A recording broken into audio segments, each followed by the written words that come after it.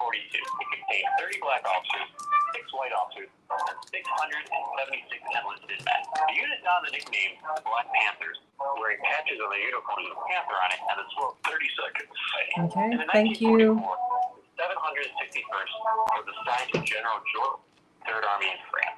General Patton gave a colorful speech to his crew, and the Black Panthers became the first African-American tank squad in World War II. By the end of the war, Black Panthers had fought further east than every other United States unit, receiving 10 seconds, one decoration for their heroism. Because facts matter. You are listening to WCPT 820.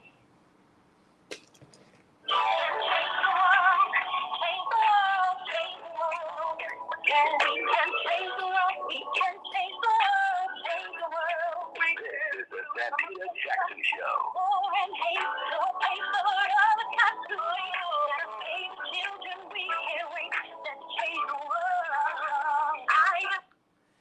Hey everybody, welcome to the Santita Jackson Show. It's Wednesday, June 8th, 2022. I'm Santita Jackson. It's a joy to be with you today. Oh, after 7 primaries yesterday. Wow, from California to Montana. We just had a lot of primaries, and we're going to be breaking that down with Legal Q&A with CK as we look at these primaries in the aftermath of Buffalo and Uvalde.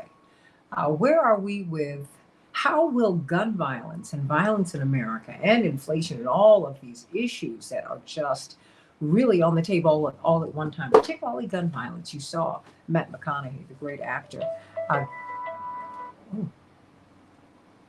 Hello. Hey, everybody. Welcome back to the Santita Jackson Show. Okay. Hey, everybody. Welcome to the Santita Jackson Show. Hey, it's Wednesday, June 8th, 2022. I am Santita Jackson, coming to you from WCPT 820, the nation's largest progressive talk radio station, AM 950 radio, the voice of progressive Minnesota, and my YouTube channel, the Santita Jackson Show YouTube channel. Meet us over there. The Morning Stars, the Santita Jackson Morning Stars, and the Santita Jackson and Friends page. If you want to be my friend, and I want you to be my friend, please go to Santita Jackson and Friends. Every other page doesn't count. This is the page you need to go to. Let's talk about the primaries yesterday. This is the first set of primaries in the wake of the Uvalde massacre, the Buffalo massacre. How did the gun violence debate and those massacres, those killings, 10 people in Buffalo, 21 people, but you need to add Mr. Garcia in as well, in Uvalde, Texas. How did that impact the debate? Or was inflation driving people and crime and homelessness? Many people were saying that that's how you lost a progressive prosecutor in San Francisco. The corporate media are telling you that it was that this gentleman was soft on crime. That's not it. What's driving crime and homelessness is that San Francisco is unaffordable. And that's corporate greed. That's corporate greed. Corporate greed is driving a lot of our problems. And we need to deal with that.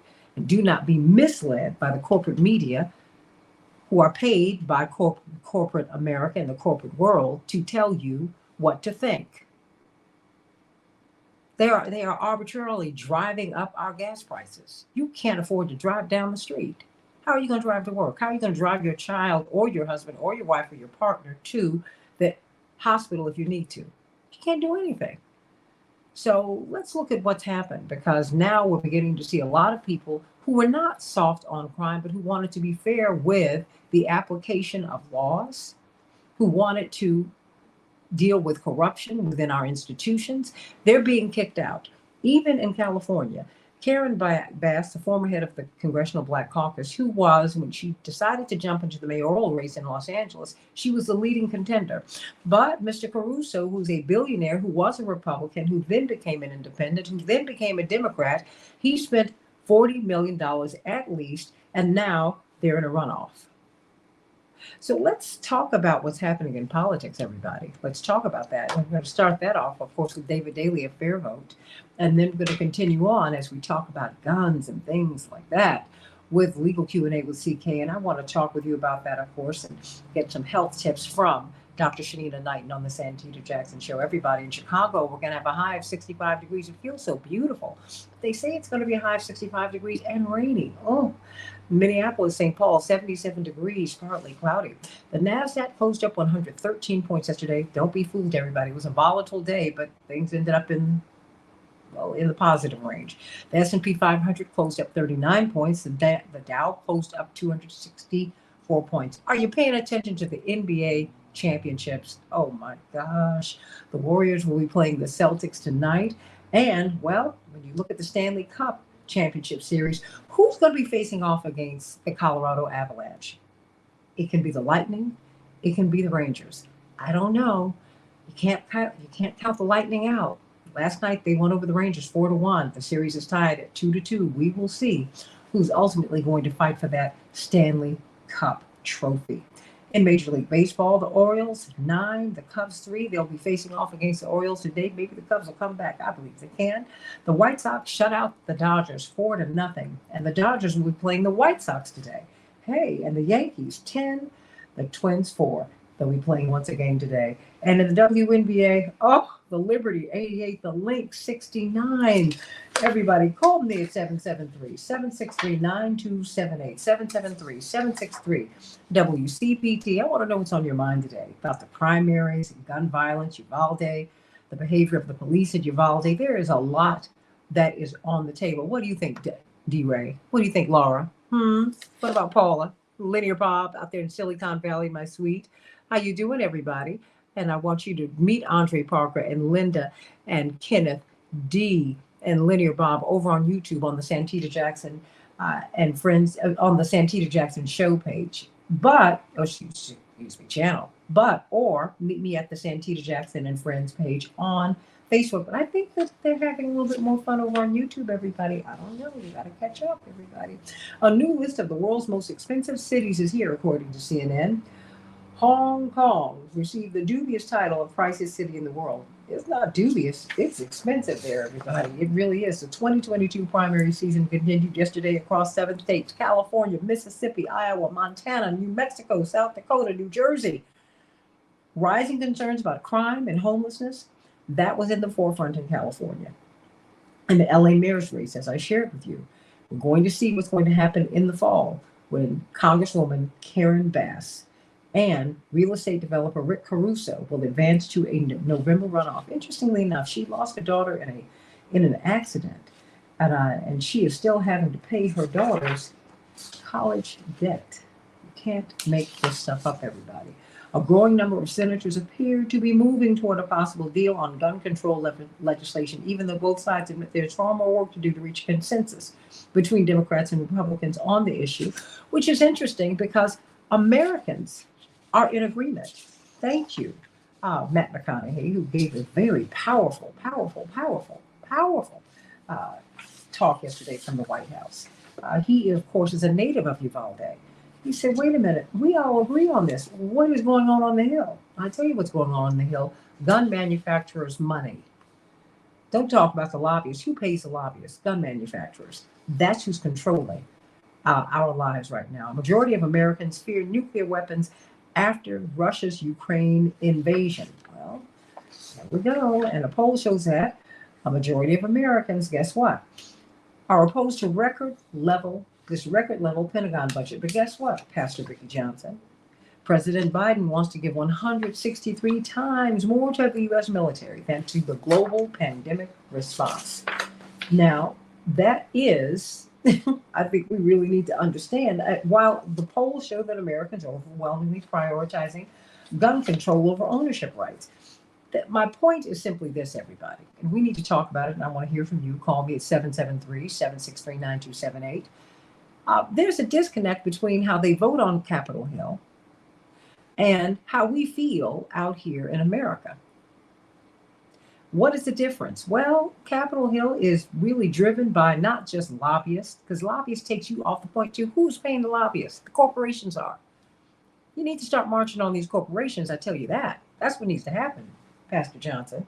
You need to go directly to the source, like Michael Moore did with his Roger and Me movie. He went to the headquarters of GM. He didn't go to the union office. He didn't go to the lobbyist office. No. He said, no, this mischief is coming from here. And we need to be very, very clear on that. Pastor Vicki Johnson, how you doing? How you doing? I know we need some good news today. I'm amped up today. St. Thomas Lutheran Church, of course.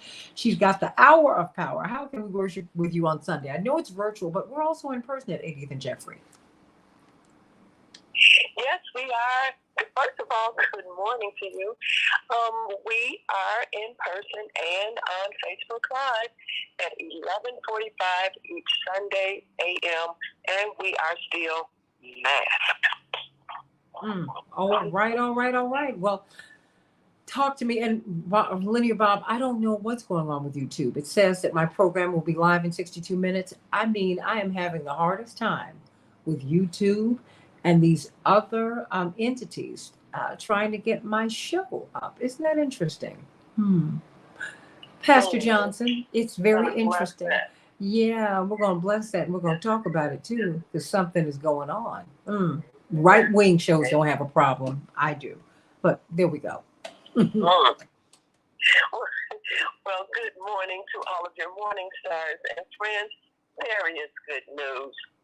When I was a teenager, I would ride the number 3 bus on what is now the Martin Luther King Jr. Drive to the Met Theater to attend the weekly Saturday morning meetings of then Operation Breadbasket.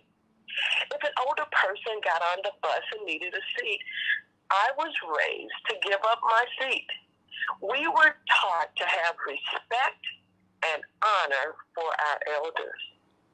Upon entering the lobby of the theater, Reverend Jessie Ma Houston was there, selling treats and newspapers to support her ministry.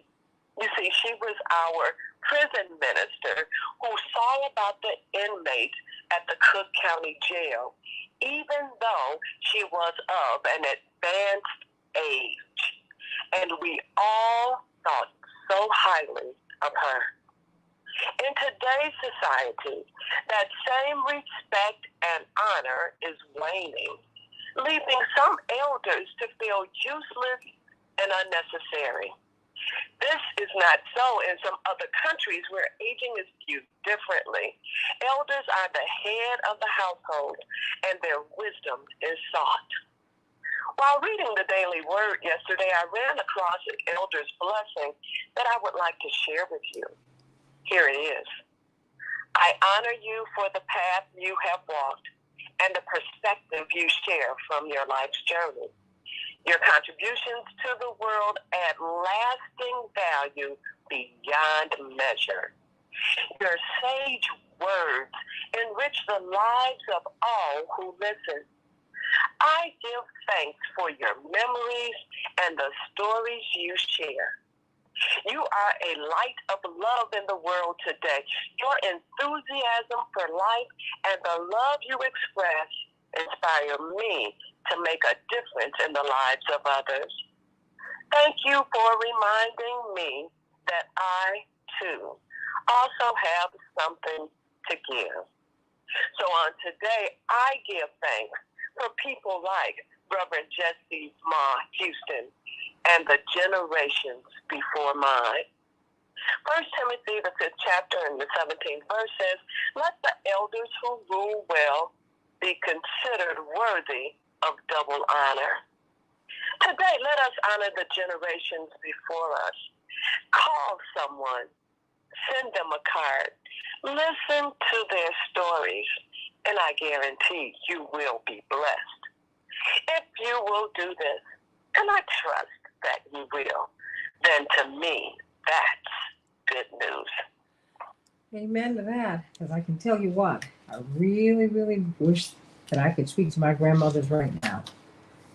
And all I can do is remember them, but that's a whole lot. Because I had them for a long time. But my grandma Helen, my father's mother, used to send me the Daily Word every month. And Uncle Saint would also, St. Clair Booker, would give me the Daily Word every month. Every time I saw him, as he got a little older, he'd be shuffling, but he was still moving with purpose and so elegantly. And okay, baby, this is for you. And then he tapped me on my nose and then give me a kiss. Oh boy, miss these people, but the lessons with which they leave us. 80th and Jeffrey, on Sunday at what time again? 11:45 a.m., an hour of power. All right. We love it. Oh, we love it. We love it. We love it. And we love you, Pastor Vicki Johnson, St. Thomas Lutheran Church. She is the pastor, everybody. We've got Dr. Shanina Knighton with us today, and I want you to join us, Pastor Johnson. We all Breadbasket and Push and Rainbow Push. We've got our international conference, June 18th through the 22nd. It's going to be fantastic. Pete Buttigieg will be there, the Assistant Attorney General for Civil Rights. Ms. Stewart will be there. It's going to be an incredible convention, and it is free. The 18th through the 22nd, I am going to be moderating. I've been drafted to moderate Jonathan Jackson's town hall meeting at New Covenant Street at New Covenant Baptist, Missionary Baptist Church on Monday. I hope that you will meet Jennifer Bishop Jenkins and I and others as we talk about gun violence. Please meet us there. It's from 6 to 8. It's from 6 to 8 Morning Stars. I really need you to come on out. I need you to come on out to New Covenant Missionary Baptist Church. I really need you to come on out. And we need to make our voices known about gun violence, because while they're debating this in Congress, there's really not a whole lot of debate amongst the citizenry. We want curbs, not on your Second Amendment rights, but on your access to these AR-15s and on and on and on. So I want you to meet me and Jonathan Jackson and Jennifer Bishop Jenkins and others at the town hall meeting on gun violence on June 13th, this coming Monday at 6 o'clock at New Covenant Missionary Baptist Church. Dr. Shanina Knighton, Case Western Reserve University. Brilliant, brilliant. She is teaching there. She is a registered nurse, but she is also an infection preventionist and a clinical research scholar there. She has really been helping to guide us through this pandemic. And I have to tell you, as I release the mic to you, I've spoken with like 3 or 4 people over the past yesterday who talked about you, and they were like, "How am I going to go to a picnic? I don't even know how to do that." Oh my gosh. Oh boy. And they're trying to convince their families not to eat family style, and on and on and on and on. Thank you for your work. We need some more of these summer tips, because you know what? I'm still putting my winter clothes away, but now I feel safe enough to do that. I'm like, okay, I think the weather is broken. It's green, it's beautiful, but COVID-19 is still here. Dr. Knighton, how you doing? I'm doing good, and yes, the goal is definitely not to scare people from going to cookouts, but really just to help people to be aware of what's going on, right? Like, even too, like right now, we're in the midst of graduation season, we're in prom season, and we're seeing a lot of things happen, right? And when I say seeing a lot of things happen, protocols are being ignored. So we're talking about settings where people have a lot of kids, a lot of families, and are doing a lot of things, and long story short, just not paying attention to infection prevention anymore. And even like in Cuyahoga County, where I reside in, they're not thinking about it like that from that standpoint of, okay, wow, we should be reinstituting protocols. They have in a lot of the city buildings where they are required to mask again, but we don't think about graduations. We're not thinking about, prom season. But yeah, we're seeing the numbers start to skyrocket, and really ask ourselves, are there being protocols that are being held at some of these social events? And the answer would be no. The other thing too, Santita, and this is real silly, but I have to say it because I actually had this happen to me not too long ago. And I was expressing to someone, I said, "Are your lips important enough for you to clean your hands before touching them?"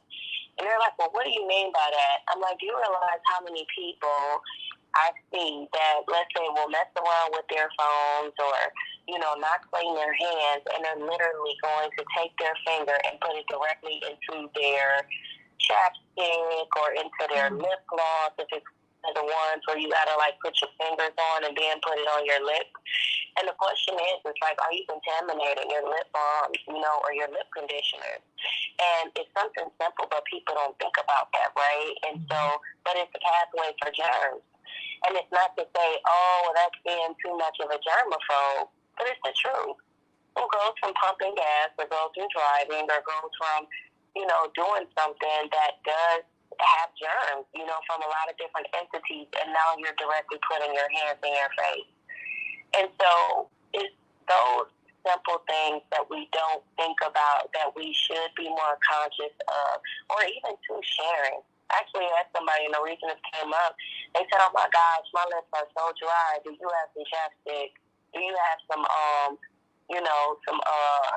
something that I can condition my lips?" And I ain't gonna lie, I looked at them crazy, because in the back of my mind, the first thing I said is, "Your finger is gonna have to go in my stuff," and I'm sure they don't want my finger going in my stuff and then being transmitted to them.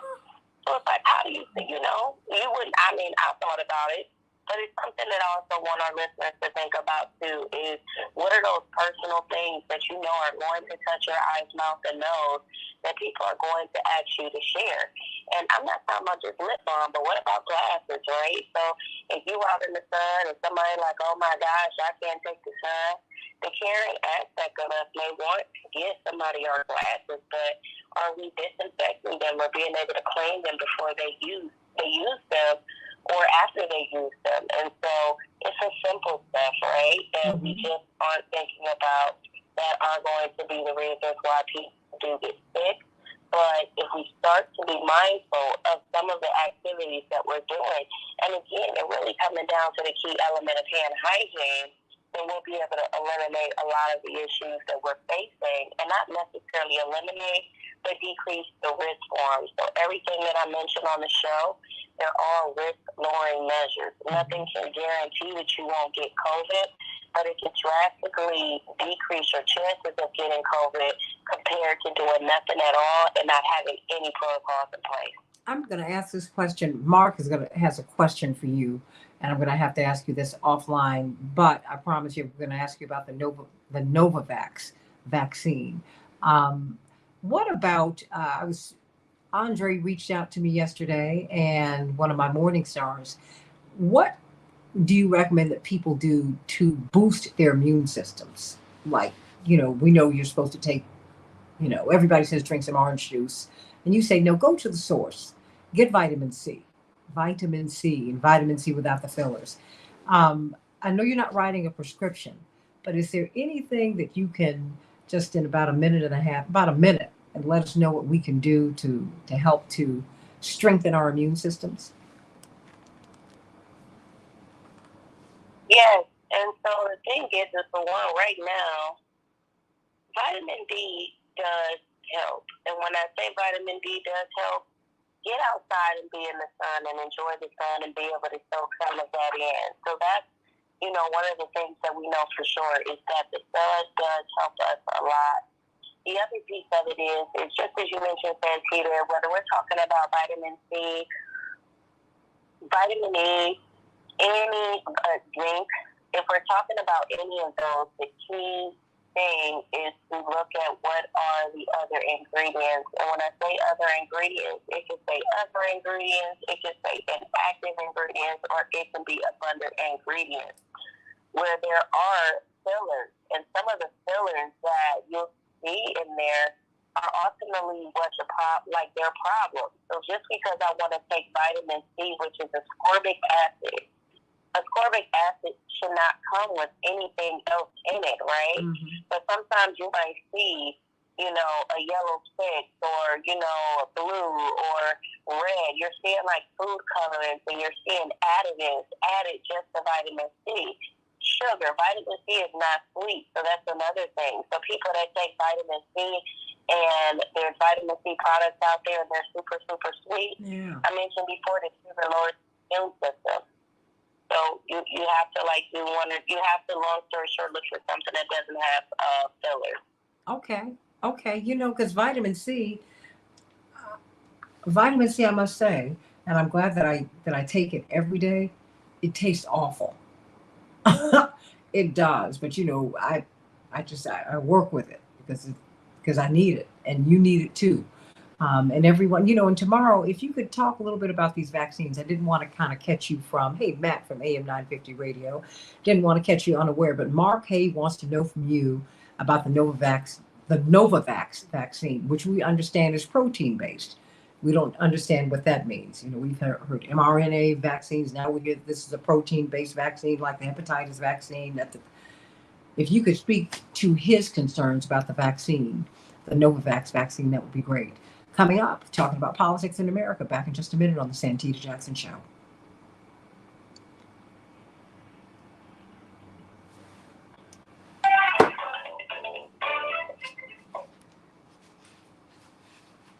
Hello, Dr. Knighton. Hello. So, Santita, I'm sorry. When you say his concerns, what is his concerns? He just asked a broad question. What about it? So maybe if you could explain, what the Novavax, because we're hearing a lot, but people also have a lot of questions which are not being answered, right? And right, and I'll be honest, one thing that I've always told, and this is in the most transparent, unless, let's say, I'm there, and with any of these vaccines, I'm not, I do have limited information, just like our audience may have. The only difference that I have for sure is the fact that I can tell you, let's say, what's in it. So whereas before you may have had the other vaccines, let's say where they use mRNA technology, to my understanding, the Novavax vaccine is a protein-based technology, or they use a protein compared to the mRNA technology or the adenovirus, which was used in the other. Okay. Specific in regards to names, but two of them ended up having mRNA, and one of them ended up with the adenovirus to be able to introduce, I would say, the COVID protection to the body. So when it comes down to this, I would still say that the same way we're looking at the others, you would want to still look at this in regards to not necessarily skepticism, but precautions, and just understanding what the risk and the benefits. Okay, Mrs. Wells and Mr. Daly, already? Okay. Okay. Well, people, they have those kinds of questions for you. I know they're broad, but people don't know. Is this one, even though so it was actually tested overseas before it was brought over here, and then it's been tested, and I think that's one of the things that people may not be aware of, but it was in testing even during the times where the other vaccines were being administered over here.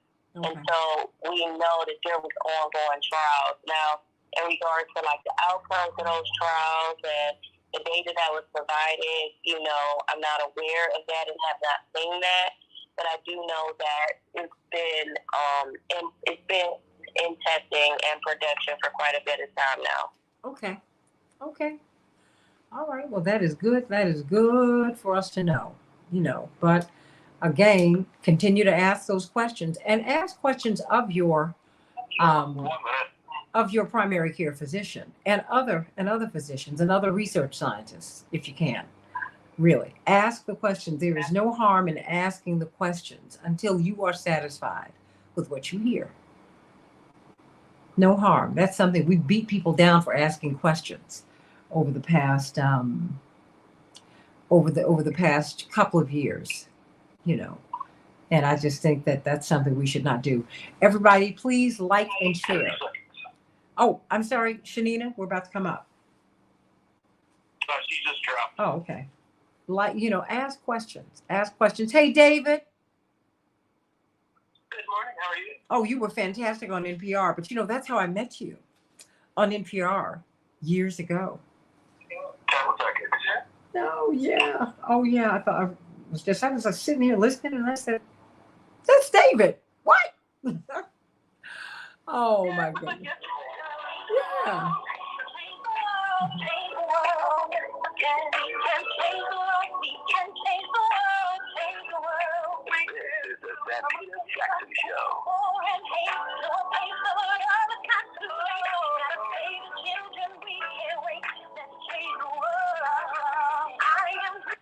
Hey, everybody. Welcome to the Santita Jackson Show. Morning Stars, I hope that you will meet me on Monday, June 13th, at the town hall meeting on gun violence hosted by Congressional candidate Jonathan Jackson. I'm going to be the moderator. You're going to have a lot of journalists there who will be asking questions. Jennifer Bishop Jenkins will also be a featured speaker there. It will be at the New Covenant Missionary Baptist Church at 77th and Cottage Grove, and the Rainbow Push International Conference. Paula, all of my morning stars, I hope that you all will come out to the Rainbow Push Conference. It is free. It is at the South Shore Cultural Center, right here on the south side of Chicago, which is sitting right here on Lake Michigan. It is gorgeous. It is going to be a great conference. You're going to have Pete Buttigieg there, the Assistant Attorney General for Civil Rights, Miss Stewart. It's going to be a fantastic conference. You do not want to miss it. There's going to be some great food there too. And you must pay for the meal events, but beyond that, it's free. You can attend and listen to these people, talk to these people. It's going to be a wonderful, wonderful event. You know, yesterday we had seven primaries: California, Iowa, Montana, New Mexico, South Dakota, New Jersey, and Mississippi. A lot of the focus was on California because California is a very, very interesting state. Before we get to that, let us get to Shapiro Wells, who just had a fabulous wedding for her daughter this past weekend. This past Sunday, it was just absolutely gorgeous. So we can go to your page so that we can see it because, you know, it was pink, you know, and anything that's pink is all right with me. I just love it, love it, love it. But you are cooking again because you're getting through the wedding season. You're getting through the prom season. How can we get some good victuals from Celebrations by Us? Good morning, Santita. Yes, we are open and available to take your orders for your meals, whatever it is that you need, whether it's barbecue ribs, meatballs, mozzarella, Cajun pasta, whatever it is that you need for your table. Don't hesitate to give us a call. We are still definitely gearing up for a graduation as well as also college front parties. So we do custom backdrops as well as also suite tables and all of your party favors. So don't hesitate to give us a call, 708-526-4546, 708-526-4546. We look forward to serving you. Thank you so much, Santita. Oh, absolutely, absolutely. Let's talk about politics, everybody. All of these in the midst of the discussion about Buffalo and Uvalde and gun violence and violence in the United States of America. We are in the midterm season, everybody. I hope that you are still on the voter rolls. Go to vote.org, vote.org. It'll take you not even a couple of minutes to find out if your name has been purged from the rolls. Of course, our nation's biggest and most populous state, California, along with New Mexico and Mississippi and Montana, and oh my goodness, there were a lot of primaries yesterday. A lot of them. I mean, and so New Jersey and Iowa. But what was decided? What did we see? And were we able to participate fully? What about voter suppression? To me, David Daley, a senior fellow at Fair Vote, author of two great books, best-selling books, Rat Effed, this true story of the secret plan to steal your vote, everybody, and Unrigged, how Americans are battling back to save democracy. Rat Effed, and guess what? Unrigged. You got to get those books. What happened yesterday? And what is our takeaway from yesterday? And let's just start there, because we had a whole lot of primaries yesterday and a lot of things happened. I look at what happened in California, particularly with Congresswoman Karen Bass, and she was the front runner, and just become mayor of Los Angeles. And what happened? You have a billionaire who was a Republican, who became an independent, who's now a Democrat, who poured $40 million into the campaign. You saw him wall to wall on TV, and voila, they're in a runoff. What happened yesterday, just generally speaking? It was a giant day of voting. It was the largest primary day of this season so far across more states than we have seen. There were fewer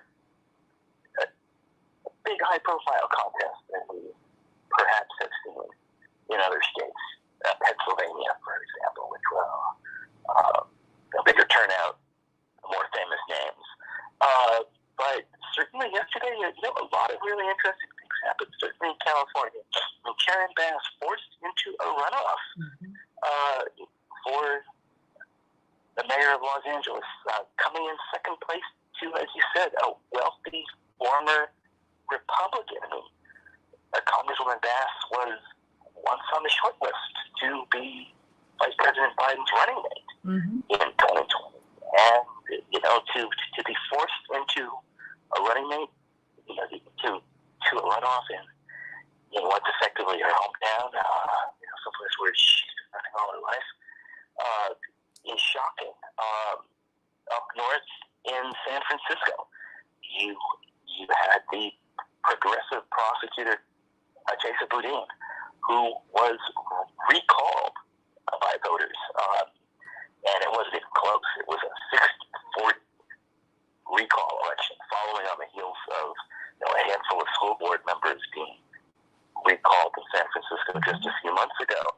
Voters there are said to be very angry and just sort of surly. And what has been, I think, happening both in Los Angeles and San Francisco is the media reports are to be trusted, is that a small crime is up, break-ins in San Francisco into cars, and the amount of homelessness that's being seen around the city, especially after the pandemic. And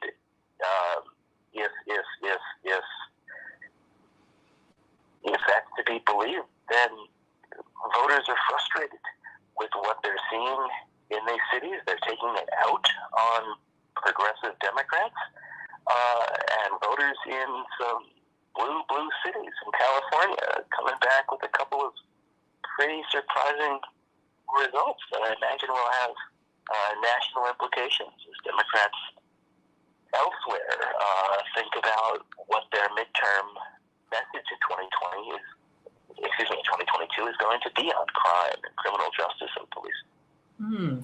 It's very interesting. It's very interesting. We're talking with David Daley, Senior Fellow at Fair Vote. Of course, he's no stranger to this show. His family on this show. They're really beating down the progressive prosecutor. In fact, all of these progressive prosecutors have been under attack since they were elected. Those who wanted to root out corruption on the police force, who don't want to charge people with petty crimes and destroy their records and their life options. And on and on and on. And you hear the corporate media say, people are tired of these people who are soft on crime. I said, they're not soft on crime. No. And who's driving the crime? Your corporate masters, my friends. This corporate greed has got us paying $7 a gallon in some places on the south side of Chicago for gas. I mean, this is unbelievable. I mean, so talking about what happened in Uvalde, right? Yes. It was not the police who went rushing into this building to stop a shooter. They effectively stood around and waited while teachers defended these students with their lives, and that becomes a pretty good message for what the problem with policing in this country can be, especially when you have largely white police forces in communities that are largely Latino. But this is certainly being painted by those who would like to take a bludgeon to the defund movement as a real loss for them. I'm not sure. I would say it's actually deeply unfair to blame the prosecutor in San Francisco for the homelessness problem in San Francisco, or white gentrified liberals not feeling like they want to walk down some of the streets and see some of the things that you have to see in a society if you decide that you're not going to enact policies that actually address social issues. And especially, you can't blame the prosecutor who was not for the effects of the pandemic on homelessness and joblessness. So much of this is structural, especially in San Francisco, and all of it predates him. Everybody, I want to know what your thoughts are. What are your thoughts? What are your thoughts about the midterms? I mean, yesterday, everyone is looking to California because, you know, California is our most populous state, and it goes from being very progressive to being very conservative. You know, they gave us Kamala Harris and Ronald Reagan, and a lot of people in between, and Maxine Waters, and Willie Brown, and you get a lot coming out of California that's really representative, and it's an extremely diverse state. It really is America. It really, really is. But you know, we're watching different racial groups, and I would say, you know, people of color lose some ground, lose representation. David Daley, all around the country. And I think it's becoming evidenced in this midterm season. I mean, like we're losing congressional districts and things like that. Can you speak to that? Oh, that's certainly very true. You know, I mean, we just effectively finished the redistricting process for the U.S. House around the country. This is, you know, extraordinarily important process. It would effectively be a playing field for the next 10 years of state house and U.S. House districts around the country are created. And the big trend, of course, coming out of the census, which is why we do redistricting in order to bring things up to date with population shifts, to make sure every district has the same number of people, to ensure that each state has got the right number of House members, was, of course, that the country is becoming more multiracial. That for the first time in our history, the white population did not grow, and that all of the population growth that was seen in the census was the result of growing numbers of Latino voters and Black voters and Asian voters and multiracial voters. Those groups in most states actually lose political power under these maps that tend to be drawn by white state legislatures. You look at a state like Texas, where 95% of the population growth driven by voters of color, and you lose two Latino majority districts and lose a Black majority congressional district. You look at a state like Florida and the population growth there, and where that population growth is being driven by Republicans gain 4 seats under the map that they drew, effectively in violation of the state constitution, that bans partisan gerrymandering or the drawing of lines in a way that favors or disfavors a political party. They gain those 4 seats by eliminating 2 of the minority seats currently held by a Black member of Congress. You see similar things happening in Georgia. There have been lawsuits in Alabama and in Louisiana that have claimed that the state only drew 1 Black majority district where the population was large enough to have 2. And while those cases have succeeded in the lower federal courts, they make their way to the U.S. Supreme Court, and the conservative majority there says, not so fast. We don't think so. Go back and use the old map. You know, I mean, but how you outlined in your book, Rat Effed, specifically how Republicans they're really acting out a plan. I mean, you've written it, and it certainly, if you got this information, this plan to overtake the state legislatures so that they could bend their minority numbers into a majority, into majority rule. I mean, you have minoritarian rule. That's really what you would call it, right? I mean, where you have the minority driving our politics. How is it that the Democrats are not responding to this? Because this everything that they planned, all these years ago is coming true, David. I think the Democrats fell asleep on this plan when the Republicans enacted it not long after Barack Obama won the White House in 2008. A lot of Democrats thought, well, we're not changing demographics. We're going to be the majority party in this country for a long time to come. And what Republicans recognized was, well, 2008 was historic, but 2010, that's the election was going to be really, really consequential because that, again, it was a redistricting year. And it was a midterm election, which tends to be good for the party that dominated the other side.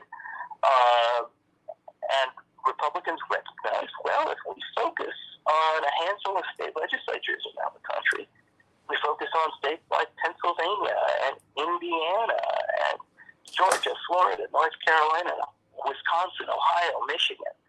All of these states were super close at the state legislature, and by taking control of them in 2010, all they had to do was win about 107 state legislative seats, 16 states that year. By doing that, they gave themselves the power not only to drive policy and to lock themselves into power in all of those states, where they have not given up power since. I mean, that's 12 years ago. They've still been able to hold power in all of these states, even when they win 100,000 fewer votes. That's the minority rule you're talking about. I mean, Democrats fell asleep on this in 2010, and once they napped and woke up, it was almost impossible to do anything about it because, I mean, as we've seen in subsequent elections, you can outvote it by huge margins. But these lines are so strong that they determine winners and losers for effectively a generation in some states. If you look at what's happening to your neighbors in Wisconsin, just look back at the 2018 election in Wisconsin, which was probably the clearest indicator of the voters' will in that state of any election recently. Scott Walker loses to a Democratic governor. You re-elect Tammy Baldwin to the U.S. Senate. Democrats win all of the statewide offices. And Democratic candidates for the state assembly won 203,000 more votes. But Republicans won 63% of the seats in the assembly, even though they only won about 44-45% of the vote. And so what they do with that, whether it's in a state like Wisconsin or a state like Ohio, when you have that kind of gerrymandered control, you don't have to listen to the voters about much of anything. So if polls show that voters want to see criminal justice reform or gun violence, they don't have to respond because they can't lose. If they enact limits on reproductive freedom or most anything else that they want to do, it doesn't matter if polls show that voters are against it. They feel like they can do it anyway, and they do. Wow. What's the remedy? I mean, because it's, and I really feel that this has to come from the people, David, because I can't depend upon any of the parties really to fight for what's best for me, because they're both representing oligarchy, and corporate interests, and I think we have to be honest about that. I think we have more space for the Democrats to push them, but they're not pushing. I mean, the fact that they're underrepresented in the U.S. House of Representatives and in the U.S. Senate, and that they don't talk about it. That would be something to me that would be galvanizing to the base. It sure would excite me, don't you think? Democrats don't believe, evidently, in trying to complain about any of this because they'd be told, "Oh, you're just whining." But I think we saw the thing that had stymied the Democratic agenda most in Washington is the filibuster. And the filibuster is nothing but an archaic, old Senate rule that effectively has been put in place to block progress on civil rights over the course of this nation's history. And that requires that you have, it effectively gives any one senator the ability to tie up the entire chamber and to put a block on anything. And so Democrats could have had criminal justice reform. They could have done voting rights reform. They could have passed the Freedom to Vote Act and the John Lewis Voting Rights Act expansion.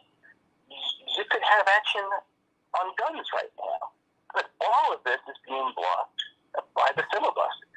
And if Democrats won't change that rule, and Senators Manchin and Senator Sinema have been unwilling to go there, then it's not enough to have a majority. It's not enough to represent 41 million more people than the 50 Republicans in the U.S. Senate. You end up not able to get anything done. So they have to stand up. They have to change these rules. But really, as I write in Unrigged, I went around the country trying to tell the story of citizen movements that have made change even in the face of all of this. And, I tell the story of the citizens in Michigan who won independent redistricting, the folks in Idaho who won Medicaid expansion. And all of this was done through citizen action, people coming together to become the kind of change that they believed that their state needed to see. Politicians have tried to close this kind of change off, and they tried last night in the state of South Dakota, where there's Medicaid expansion on the ballot this fall. Politicians, Republicans in the state legislature in South Dakota, tried to pass on the night of the Republican primaries, when they thought that only Republican voters would be coming out. They put something on the statewide ballot that would increase the percentage you need to win a statewide initiative from 50% all the way up to 60%. And the reason for this was because they were trying to take away the right of the people to use the initiative to expand Medicaid, like has been done in other states, Idaho and Nebraska, elsewhere. And that was one of the things I was following most closely last night. It went down, and it went down big. It went down about 67-33. So people do not want those rights taken away. You've got to stand up and defend them all times. Everybody. Need you to get the books Unrigged and Rat Effed. Of course, I can't say Rat Effed on the radio. But boy, when you read it, look, I love it. We've been having fun with this book for several years now. Come on. Love it, love it, love it. And we love you, David Daley. Oh boy, let's talk about this gun violence and how it might be bending the elections. And really, let's look at it legally. And what about the police and their behavior in Uvalde? Why didn't they move? Well, are they outgunned? Oh boy, I just don't know. Or are they outtrained? Because a lot of these people are bringing, these shooters, these killers are bringing military grade weapons and tactics and training to the fight. Something to think about, everybody. Got to talk on the Santita Jackson Show. Back in just a minute.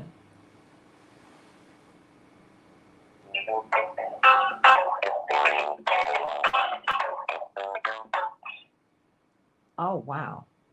Earl Smith, David Daley is absolutely right about what happened in 2008 and 2010.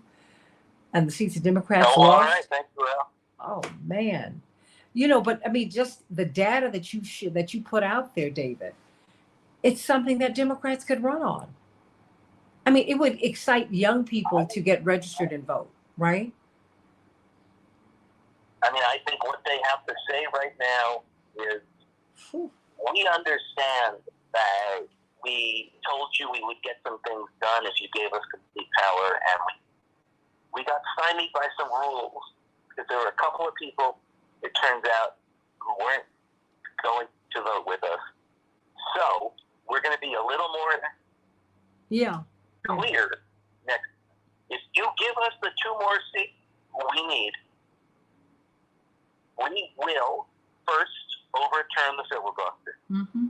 And then, here is the list of things that we will do immediately after that on reproductive rights, on gun violence, on voting rights, on criminal justice, on student loan debt. Here is what we will do if we can get around the rules. We recognize the problem. We apologize for not being able to get around the rules last time. There simply weren't enough of us to do so. One more chance, and we will deliver on all of these things. And if they won't do that, they're going to have a really hard time running this fall, because the record simply isn't what they said that they would deliver. Amen to that. And I think they're going to have a hard time because of that. Yeah. You have to explain it. You have to explain why. It's not that we didn't want to do some of these things. It's that the rules in Washington are set up in such a way that we couldn't get it done. We want to do it. We are as frustrated as you are. Here's how we will do it. This is what we need. That's right. I think they have to be just that clear. And then if they win, they have to actually do it. Mm-hmm. That's right. That's right. They've got to, and not just do something, they've got to do that. And people like to be associated with winners, everybody. Democrats need to pull their winning message and put it out there. I mean, what'd you say? How many more people do we, we're underrepresented by how much in the House and in the Senate? There's 50 Democrats and 50 Republicans in the U.S. Senate, and 50 Democrats represent about 41.5 million more people. So there's that.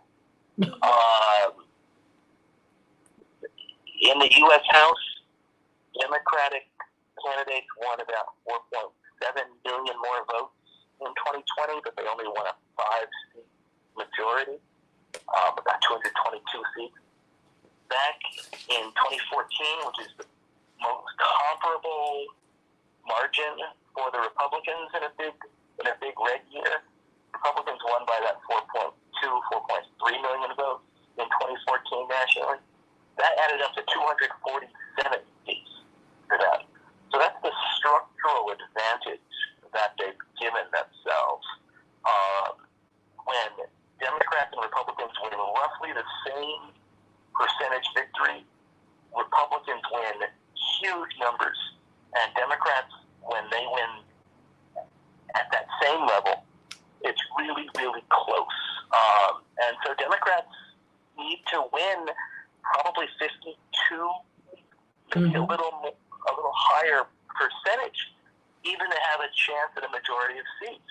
And Republicans can win 49% of the vote and still hold a majority. This is the kind of minority rule we're slipping into. And then when you add the Electoral College into that, when you add the U.S. Supreme Court into that, and 5 conservative justices who've been appointed by presidents who lost the popular vote, Hello. you see where it is we're going. Hello. Okay. David? Yeah. I heard you, and you got drowned out for a hot second, but we have some automatic triggers. Hold on 1 second. Who do we have? Matt? You might still be getting my guests up. Okay. Yep, we have everyone ready. Okay. So I'm going to put all 5 guests through. Oh, wow. Okay, so we're going to have to let David go. Wow. Okay. But I think... He actually just dropped. Oh, okay. Okay. All right. Do you want to move someone onto one of those hot or the warm lines so we can have at least one more call who can get in? Yeah, that's a good idea, Okay. actually. Yeah, do that. Okay. I haven't put Attorney Jones through. I will, I guess, put him on the green line. Perfect. Fill it up from the Okay. bottom up, please. Okay. Thank you. Sounds good. We've got about a minute left. Okay, fantastic. In the break. Okay, Dwight, may I hear you? Great. CK? Good morning. Good morning, Jennifer. Good morning, Santita. Hey, Aaron. Okay, I got you. And now I've got Jennifer, I've got Aaron, I've got CK, I've got Dwight. Great. And we're gonna get Attorney Jones up.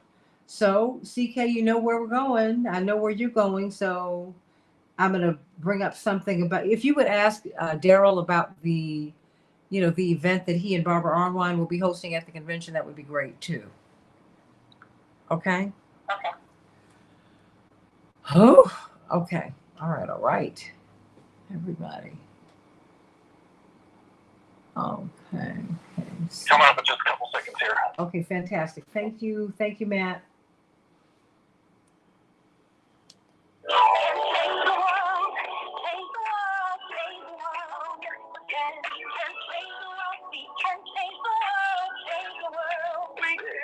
Santita Jackson Show. Attorney Jones is on the green line, by the way.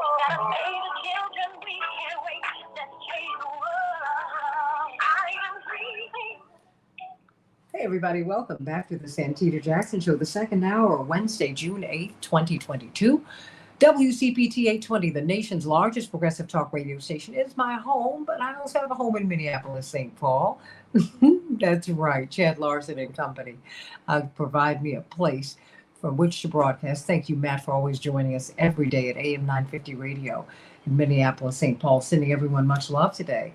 Let's talk about the primaries. Let's talk about Uvalde. Let's talk about Buffalo. Let's talk about Matt McConaughey at the White House. How shocked were you to see him yesterday arguing so passionately for gun control? He said, I'm not trying to take your rights away, but we've got to make some sense here. He's from Uvalde, Texas, so he feels this in a particular way. Very, very painful as we think about these children whose bodies were so destroyed that they needed DNA. They couldn't be identified. So you can let me think about Mamie Till and Emmett Till. That's what happened. Think about Buffalo. We haven't heard about that because Peyton Gendron had military-grade weapons himself. What did he do to these mothers, these grandmothers, these fathers, these sons, these daughters, these loved ones, these beloveds from the community of Buffalo? Let us not forget Buffalo. That is still a very real thing. So I want to hear your thoughts at 773-763-9278, 773-763-9278 as Legal Q&A with CK tackles all of that on the Santita Jackson Show. Everybody, I hope that you will be joining CK and I. She is the chair of the Rainbow Push Coalition, and Attorney Jones and Dwight McKee and Aaron Connolly and Jennifer Bishop Jenkins. We're all going to be at the Rainbow Push Convention June 18th through the 22nd, and I hope the Morning Stars will be there. I really do. It's a free convention. Pete Buttigieg and the Assistant U.S. Attorney General for Civil Rights will be there. Attorney C.K. Hoffler. So many people are going to be there, and it's going to be free at the South Shore Cultural Center with some great food too, I must say. And June 13th, I want you to meet Jennifer Bishop Jenkins and I at New Covenant Missionary Baptist Church at 77th and Cottage Grove. Jonathan Jackson is hosting a town hall meeting, Renee Criswell, and I hope all of my Morning Stars will try and get on out there. It's at 6 o'clock on Monday. Please get on out. We're going to be talking about gun violence. I'm going to be moderating the panel, I just found out. And so I'm glad about that. But what's great is that we're going to have some journalists, and we're going to have you. And Jennifer Bishop Jenkins will be talking about this as well, talking about gun violence and what we can do about this, because as you can see, the gun manufacturers have pushed the politicians to take what we need off the table. The banning of these military assault rifles. No, they're not going to be banned. Trying to lift the age at which people can buy certain guns. No, the gun manufacturers, not the lobbyists, everybody. The manufacturers are doing this. These are corporate decisions because Lobbyists serve their corporate masters. Remember that. Because even that's a diversionary conversation. Please don't fall for that. In Chicago, 65 degrees will be the high. We will have rain today. Minneapolis, St. Paul, 77 degrees, partly cloudy. The NASDAQ closed up 113 points yesterday. The S&P 500 closed up 39 points. And the Dow closed up 264 points. Tonight, the Warriors will be facing off against the Celtics in the NBA championships. And the Lightning and the Rangers are tied at 2 as they're who's going to get the opportunity to fight for the cup. We already have the Colorado Avalanche. We have them, but will it be the Lightning or the Rangers? Who you got? Oh, I don't know. Major League Baseball. The Orioles 9, the Cubs 3. They'll be facing off against the Orioles today. Come on, Cubs. You got to make up for that. White Sox shut out the Dodgers 4-0, and the Dodgers will be playing our White Sox again today. That's right. The Yankees 10, the Twins 4. The Yankees will be facing off against the Twins again tonight. In the WNBA, the Liberty 88, the Lynx 69. Everybody, we're talking about these primaries. Boy, there were so many in California, in New Mexico, in Iowa, in South Carolina, in South Dakota, in New Jersey, in Montana, in Iowa, in Mississippi, in California. Rising concerns about crime and homelessness burst onto the forefront in the South and the North, in San Francisco and in Los Angeles. In San Francisco, they lost a progressive prosecutor who has been blamed for homelessness and rising crime. You need to look at corporate greed for that, everybody. And then, of course, surprisingly, shockingly, Democratic Congresswoman Karen Bass, former head of the Congressional Black Caucus. Indeed, she was on the short list for Biden's vice presidential candidates. Well, when she entered the mayoral race in Los Angeles, she was the front runner. But along came a billionaire real estate developer, Rick Caruso, who had been a Republican, who then became an independent, who then became a Democrat, and then spent $40 million. And now he's got support from Snoop Dogg and Kim Kardashian. And now he is forcing a runoff. That's right. A lot of things happened yesterday. So I want you to call me at 773-763-9278 as we get prepared tomorrow night to watch the prime time presentation of the January 6th hearings, everybody. Call me at 773-763-9278. And as we look at getting financial freedom, I want to know, do you have good credit? Do you need good credit? Of course you do. Do you need to get your credit together? Do you need to build credit? Do you want to purchase a home? It's within your grasp, everybody. Do you need to refinance your existing home? Do you need to secure a VA loan? Do you need to get a reverse mortgage? Well, you need to call Team Hochberg. Get a free consultation. Tell them exactly what's going on in your financial life. They'll keep it confidential and they'll come up with a plan for you. Call them at 855-56-DAVID, 855-56-DAVID, or visit them at 56david.com, 56david.com. Excuse me. And then you can join thousands of WCPT listeners who have been able to buy a home, who've been able to save their homes, who've been able to come out of credit card debt. That's right. You've got to do that. Think about another David who called in, excuse me, he had $45,000 worth of credit card debt. It could happen to anyone. But when he went to Team Hochberg, they were able to work that out. And he saved $1,000 a month. Call them at 855-56-DAVID or visit them at 56david.com. Get on the road to financial freedom.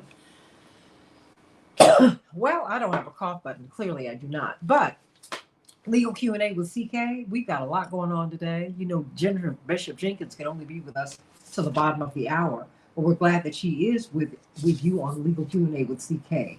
And of course, she is from the Brady campaign. She was their national program director for victims and survivors. Very powerful story that she has. Attorney Erin Connolly, one of the nation's foremost political organizers and strategists. Attorney Darrell Jones, chair of the Transformative Justice Coalition. And of course, Dwight McKee, brilliant social scientist. Legal Q&A with CK. Take it away. We've got a lot to talk about. Well, let me ask you this. Did you see Matt McConaughey yesterday? I mean, he gave a very powerful statement about gun violence and what happened in his hometown of Uvalde. Absolutely. Well, good morning, Santita. I just want to read 10 names. 10 focus on 10 companies.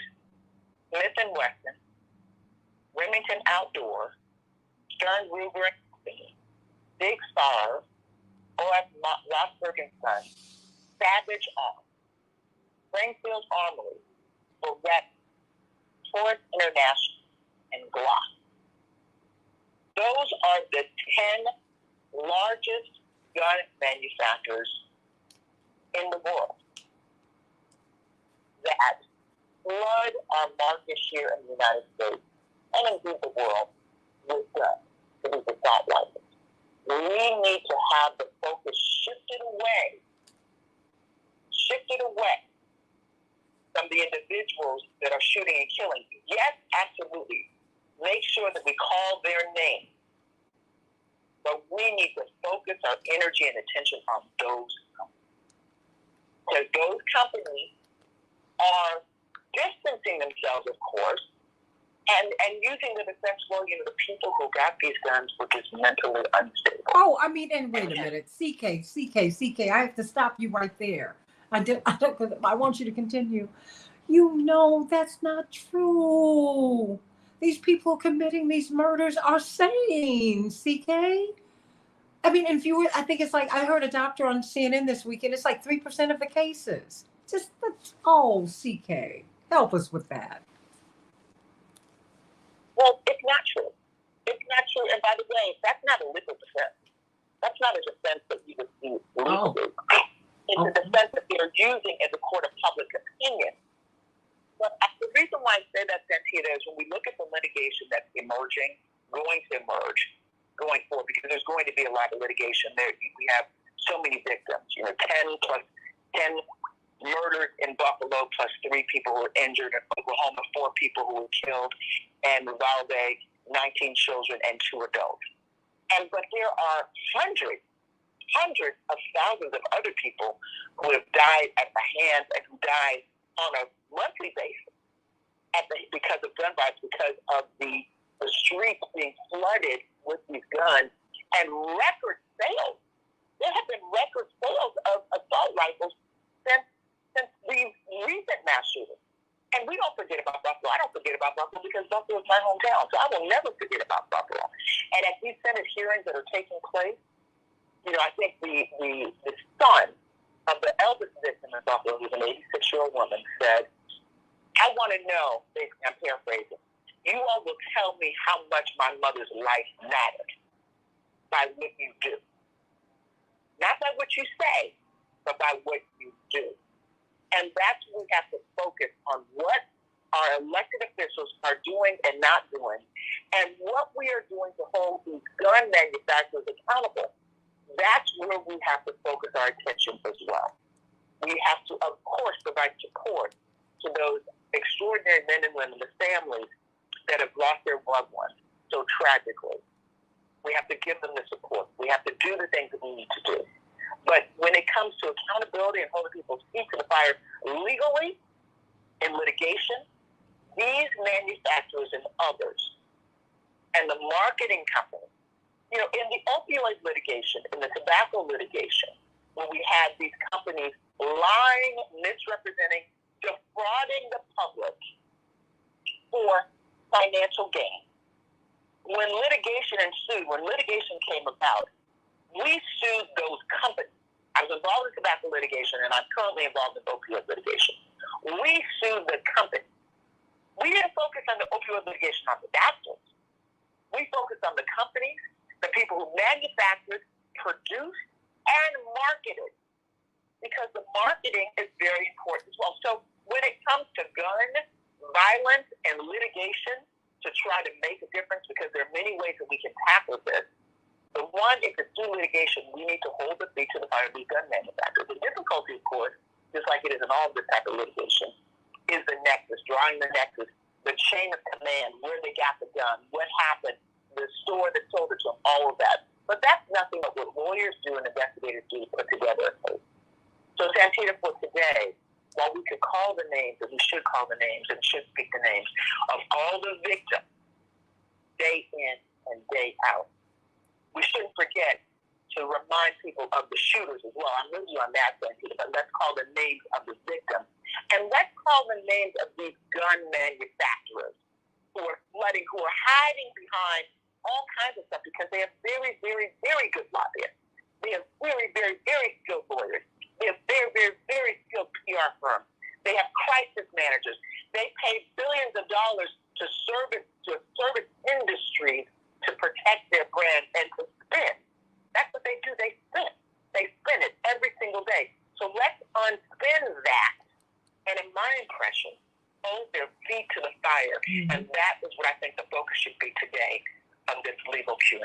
Well, you know what? Let's go to Jennifer Bishop. I know Jennifer Bishop Jenkins. You are you were with the Brady campaign, and I want to know. We want to know from you, CK, and I want to know from you. Just given the fact that you do, we all have skin in the game, but you've lost. You've lost your pregnant sister and her husband. I mean, and your son lost a son trying to get some fast food. I mean, my goodness. What about calling out the gun manufacturers? I mean, because they are conspicuously absent from this conversation, Jennifer. I completely agree. This is all, in the end, about money. And I don't think the American public realizes that this all started, we never had this huge problem, the size of it, the scope of it. We've never had this huge problem until in the 70s. The gun manufacturers went into a sporting organization that was just a few hunters trying to sport each other in their sport, the National Rifle Association, and they took it over and turned it into a lobbying arm for the gun manufacturers. And they took over the board of directors and the governance of the NRA and turned it into a money machine because they make a product that, frankly, you have one, it lasts multiple generations. People don't need to buy more of them.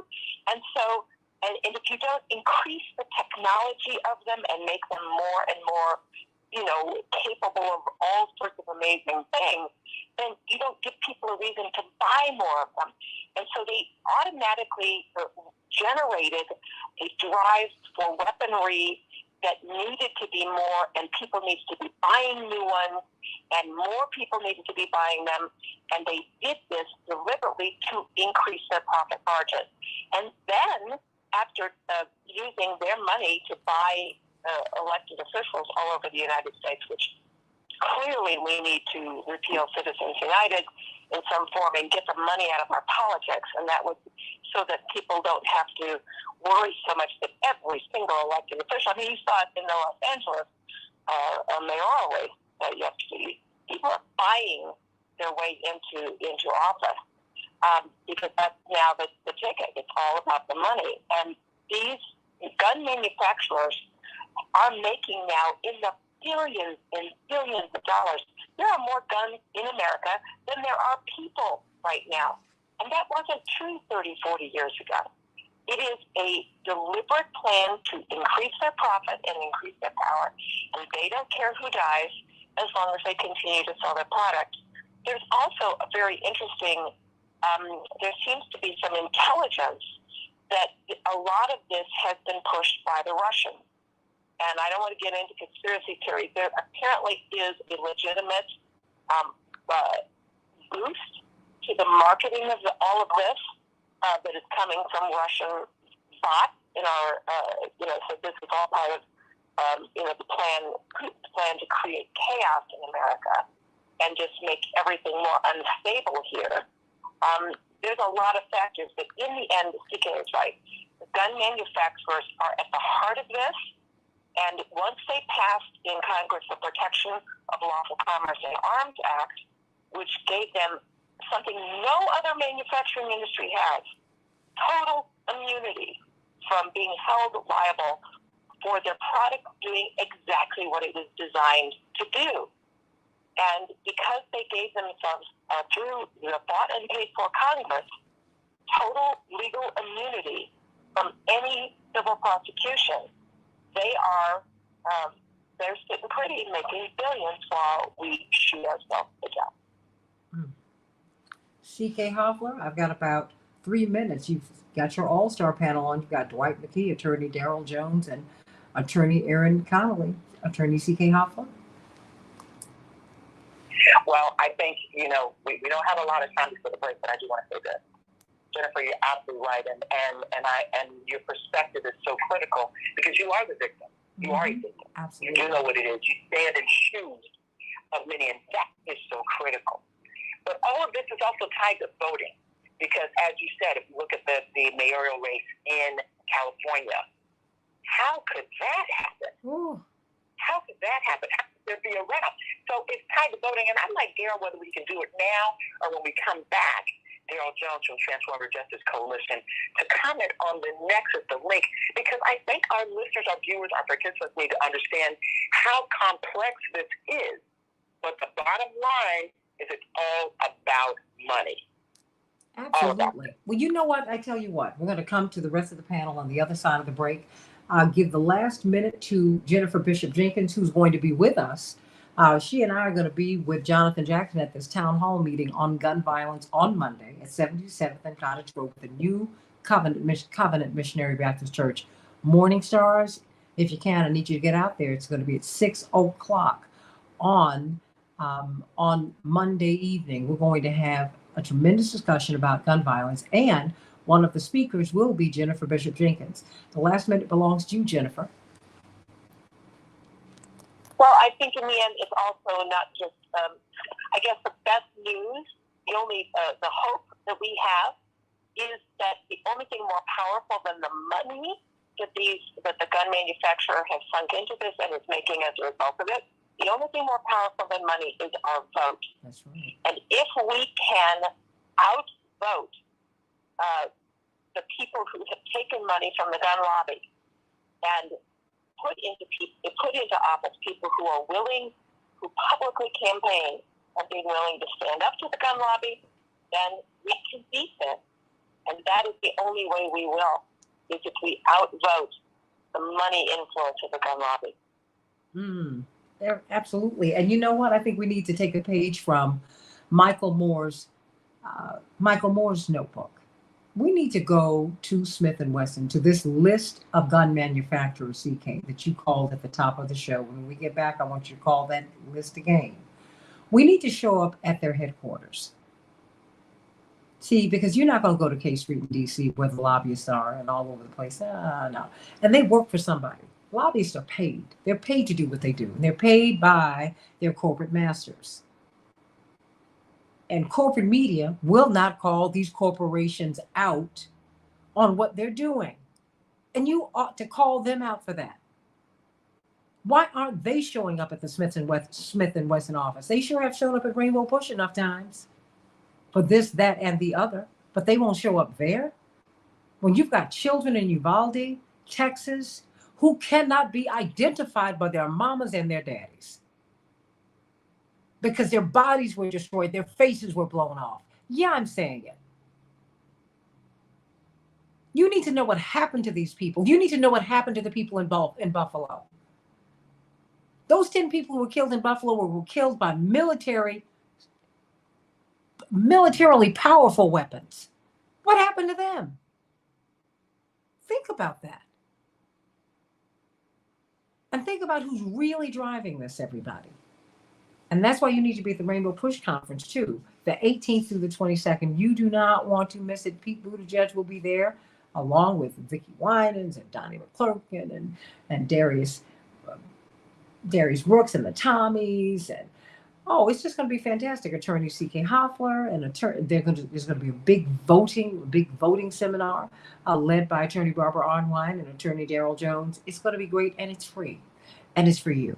Please go to rainbowpush.org and go on and get registered, or just show up on the 18th, everybody. And then, of course, meet us at New Covenant Missionary Baptist Church on Monday at 6 p.m. Want to see you there at 77th and Cottage Grove. So we talk about gun violence. Back with more of the Santita Jackson Show in just a few minutes.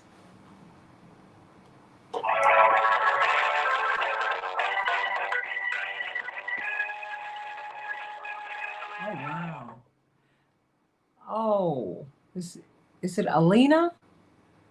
Wow. You had a friend whose aunt was killed in Buffalo. I am so sorry. Whew. It's like we keep leapfrogging from one tragedy to the next, from one massacre to the next. This is unsustainable. We can't do this. This isn't gonna work. But CK, you there? I'm here, Santita. Okay, you still have Attorney Jones. All the people, the people who you had me reach out to. Attorney Connolly and Dwight McKee. Okay, so what I'd like to do is I'd like to go to Daryl to do the nexus with voting, with voting rights and talk a little bit about also, Daryl, what you're going to be doing at the conference. And then I'd like to switch to Dwight McKee for his incredible perspective.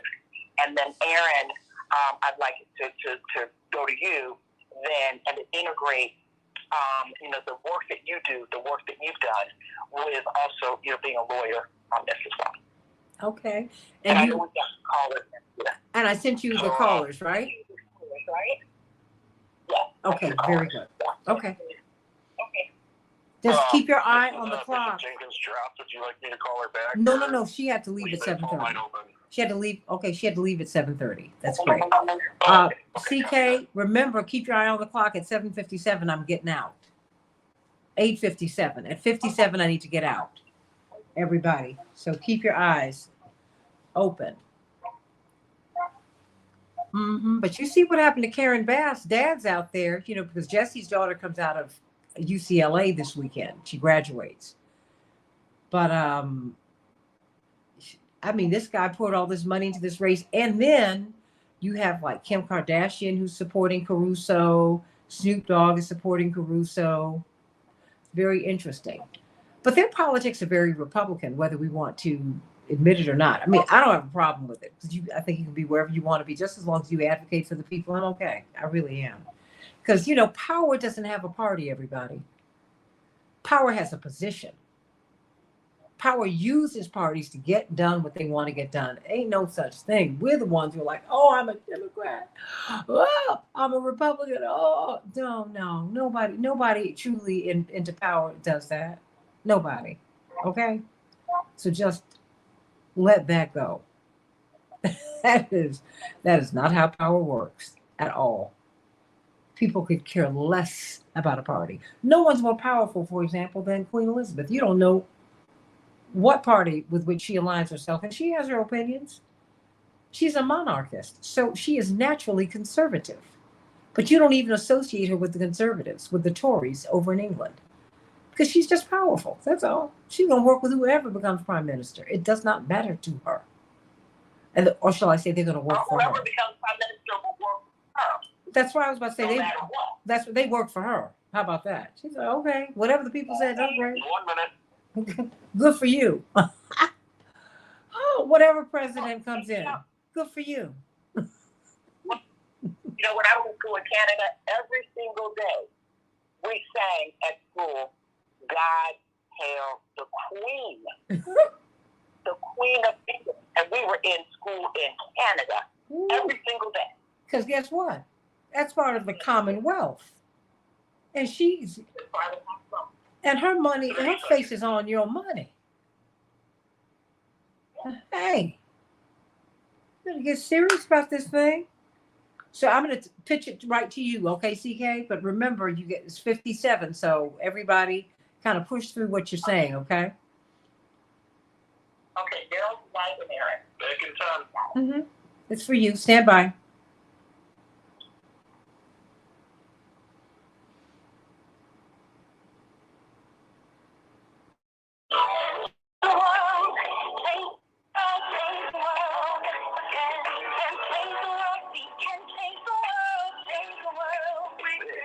Santita Jackson Show.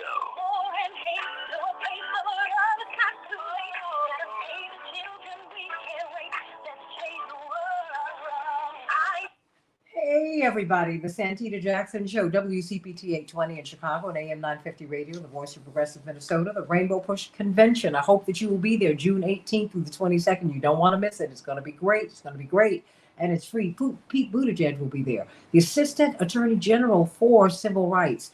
And I mean, it's going to be incredible, and you will not have to pay unless you go to a meal event. But then there's going to be other food there too. It's going to be great.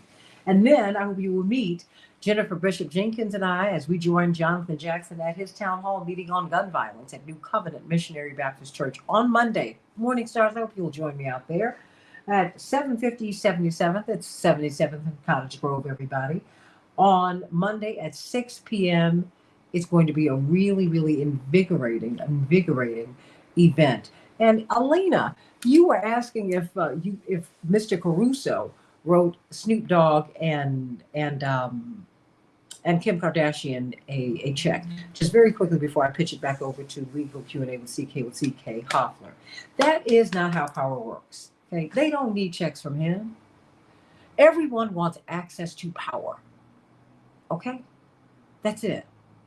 That's it. You got to think on another level. Access to power. And when you really begin to understand it, because they're as big a celebrity, they're huge celebrities, so that's not going to do it for them anymore. And they have all the money they have more money they can spend in a lifetime, so that's not going to do it for them anymore. After you've gotten all those things, you want power. You want to be able to sit on the front row, or you want to own the stadium. You want to be able to make phone calls. You want to be able to make moves. That's what that is about. Period. Let's not think on such a low level. And that's not to be insulting. It's just we're not accustomed to power. We've been in slavery longer than we have been free. So power is something we're just really beginning to understand. They don't need this man's money. This man's money is about to buy him the mayoralty of Los Angeles, which is stunning. Stunning, stunning, stunning. As Karen Bass is still paying off her daughter's student loan debt who was killed in an accident years ago. CK, I give it to you. All this makes you want, remember back in the day, it makes you want to say, Woo. Well, it makes you want to fight. That's what it makes you want to do. So, I love you, Alina. The Board of Central Justice Coalition, phenomenal lawyer, civil rights, defense lawyer. He does it all, but he's just an extraordinary human being and a fighter. He and Barbara Arnwine are putting on a magnificent, I'd say, a summit within a summit on voting rights. And Daryl, I'd like you to link, when we talk about gun control, gun violence, let's link it to voting. People need to understand how we unpeel this onion from a legal standpoint. Daryl? Oh, absolutely, CK. Thank you so much. And let me tell you, Santita, good morning to you. Always great to speak with you. With regards to this issue, what we need to understand is this, and one of the things that Jennifer Jenkins so lifted up so well was the act that was passed by the U.S. Senate to provide protection to the gun manufacturers for the items that they're producing, for the guns that they're producing, to keep them shielded from civil liability. Well, this is what folks need to understand. That act passed through the U.S. Senate, meaning the people that we vote for, the people that we elect to put into office, they're the ones who put that act in place. So the link to voting rights is very clear. We have the power to determine what happens. We have the power to determine what our U.S. senators do, but we've got to use our vote to be certain that we have elected representatives that are representing our interests. You know, what's going to be interesting going into this election cycle is what is going to be at the top of the queue, what's going to be at the top of the minds of the voters when they go to cast their ballot. If gun control is at the top of your list, if that is your most pressing concern, then you need to be certain that you understand who you're voting for, what their position is on gun control. Because we can drive the narrative, but we've got to have the senators in place to overturn acts that have been put in place to protect the gun manufacturers. We've got to put in place senators and congressmen that are going to have the guts to stand up and fight against the NRA if that's your position. Whatever your position is, we've got to be certain that we utilize our right to vote to put in place those representatives who will fight for us. Don't get it twisted. People get it twisted. We don't bow to the elected representatives. They represent us. We have the power to elect them. We have the power to put them in office. And let me tell you, CK, on June the 20th, one of the things that has been thrown out and that people are dealing with right now are a lot of issues dealing with the suppression of that right to vote, because they recognize the power that the people have. So on June the 20th at the Rainbow Push Conference, we want everyone to come out to hear Kristen Clark talk about the fight against the suppression efforts across the country with the litigation. She's going to be interviewed there on the 20th. We're going to have an awesome panel. Barbara Arnwine, who is just the mother of election protection. Latasha Brown from Black Voters Matter will be there. Helen Butler from the Georgia Coalition of People's Agenda will be there. Virginia K. Solomon, the CEO of the League of Women Voters, is going to be there. Joshua Price from Arkansas, who's a former election commissioner. Let me tell you, we have an outstanding panel. Desmond Meade, who is the president and executive director of the Florida Rights Restoration Coalition, fighting for those that have been previously incarcerated or previously convicted felons to be able to vote. This is the fight that's on. It's all about being certain that our community's voices are heard and that our representatives are truly representing our interests. So voting rights is very much a part of this discussion. We encourage you to come out on June the 20th to learn how to fight voter suppression, how to make good trouble combating that vicious attack on voting rights, and get out there, folks, and vote. Check your voting status right now so that you know that you're already ready to get out there and vote for that representative that is best representing your interests. That's the encouragement. We need you on June the 20th, but we need you also to check on your voter registration and to vote this election. So that's that connection that I see today. Absolutely. Thank you so much, Daryl. You said it best. Now, Dwight McKee, you were there when we reflect on historically. This is not a new fight. It's not a new legal battle. And so when you reflect historically on where we are with gun control, where we've been over the course of your career, having been on the forefront of many of these fights, these battles, over time, over the past, I hate to say, 5 to 6 decades. What do you say, Glenn? Well, Smith and Wesson, I heard you call their name. They were a major company before Lincoln was the president. The right to bear arms is the Second Amendment. It is that the first 2 amendments is you got the right to speak and the right to shoot. This is a frontier country that was founded by the Minutemen. Because it was founded by the Minutemen. The culture of the country is based on guns and violence. It's a frontier country. And so unless you make an adjustment on the culture, the cultural orientation, the values of the country, then guns are going to always be a problem. I mean, it may be big ones or little ones, maybe pistols or rifles. But every house almost in the country has a gun. There are more guns than people. It's the only country in the world that's like this. Because the country is a country that was founded on gangsterism. And it was founded on the right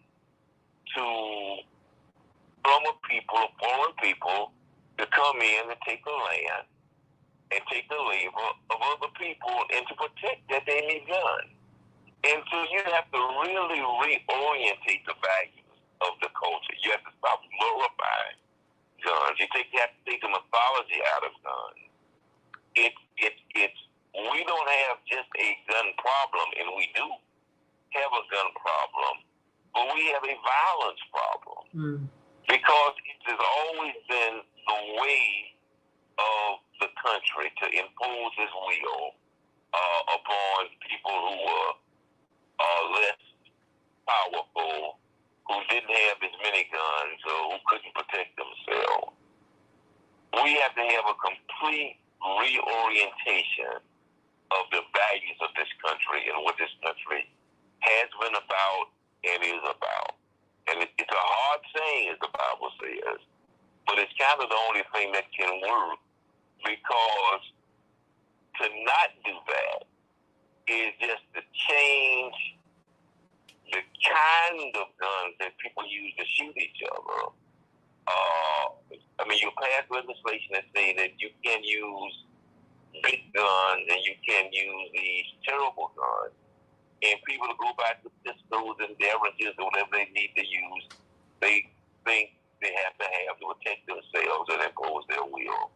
We have to have a complete reorientation of our values.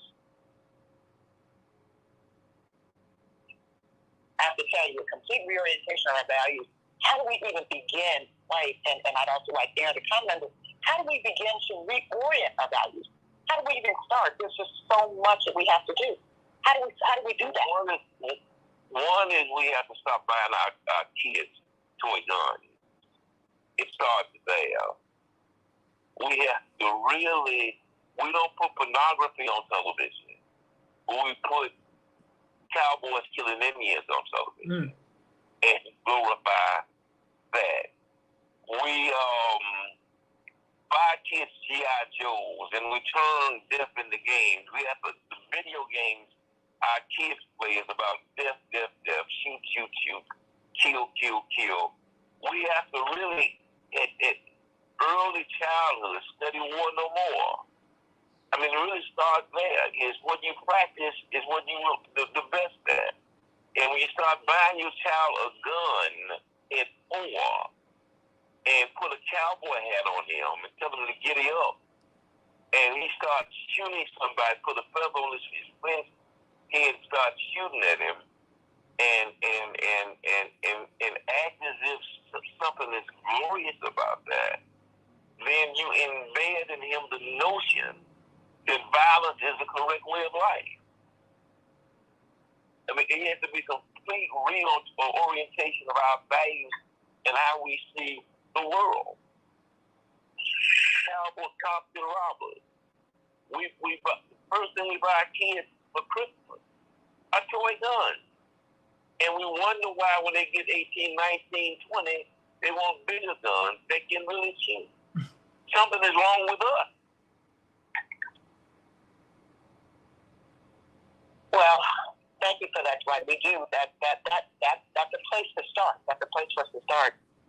And certainly for us to reflect on, because if we don't, we are going to be in greater danger. So, Aaron Connolly, one of the things that I admire so much about you is what you've done throughout the country. You're a political strategist, you're a lawyer, you're a mother. You are someone who views this issue through so many different lenses. What do you say about that? Well, thank you, PK. Thank you for having me on today. And I want to kind of double down on something that Dwight said. It does start at home. But there's a parental responsibility, and I'm raising a little man, and I take that very seriously.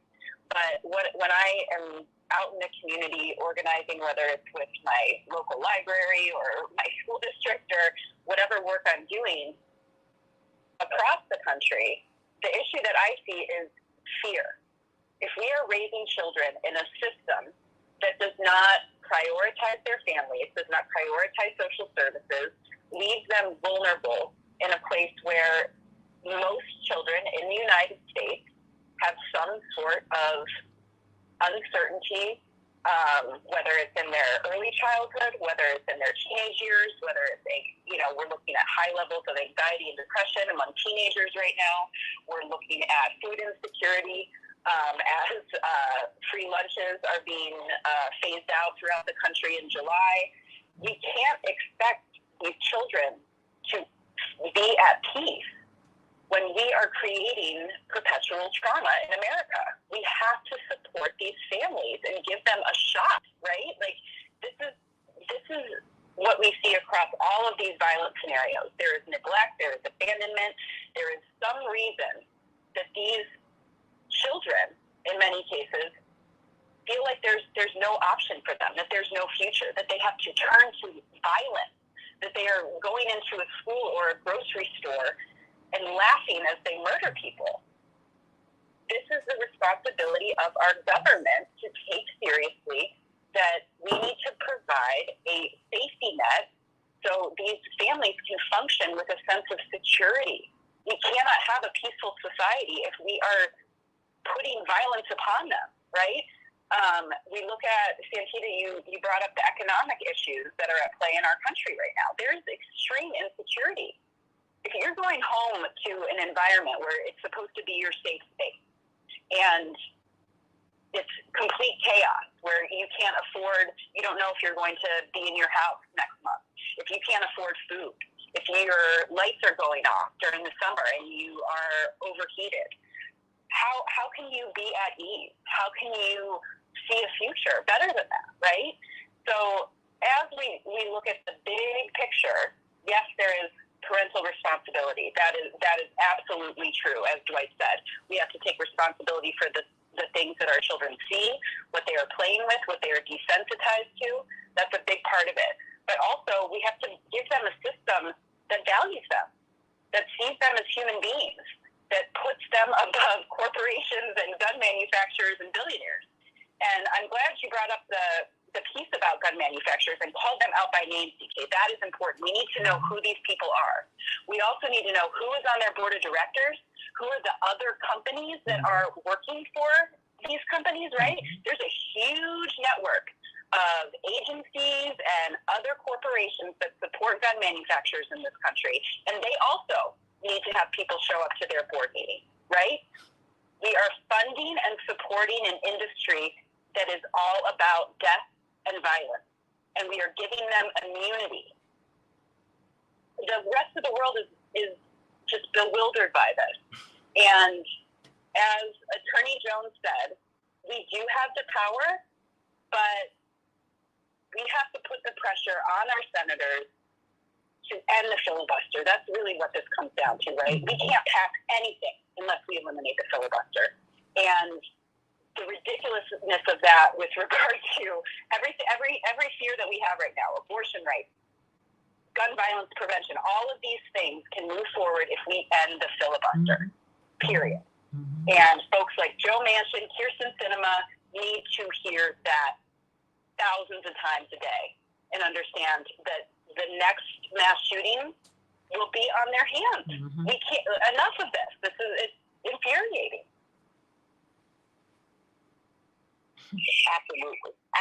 Now, Santita, as we wrap up, because I want to end the show reading the names of these manufacturers of clubs and letting people know where they are located.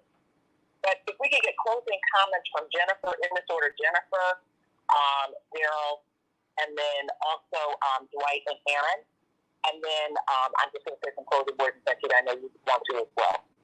Oh, absolutely. But before we go to them, just very quickly, I want to get a comment from Noel. I'm sorry you dropped Jim, but no, it's okay. Noel, I've got about a minute for you. Noel, what's going on? Yeah, good morning. How's everybody doing? Great, sweetie. Okay, I have a question for the attorneys. Okay, in 2010, the Supreme Court ruled that companies and manufacturers were individuals. So if they are individuals, why can't we sue an individual? Well, Daryl, you want to take that one? Or Aaron? Yeah, sure. I mean, the reason that we cannot sue the individual is because of the federal act that has been passed. Is the reason that the gun manufacturers cannot be sued. So they are excluded. They're exempt from being sued for the actions and what happens from the guns that they are producing. So that's the reason. That's also the reason, I'll do this as part of the closing as well, CK. That's also the reason that we need to be certain that we find representatives, that we elect representatives that are going to represent our interests, so that we can undo things like the exemption policy, federal legislation that exempts the gun manufacturers from liability. But you're absolutely right. You know,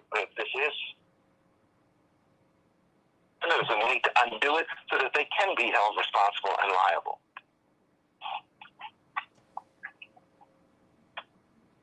Well, let's get to you, Aaron, your closing thought.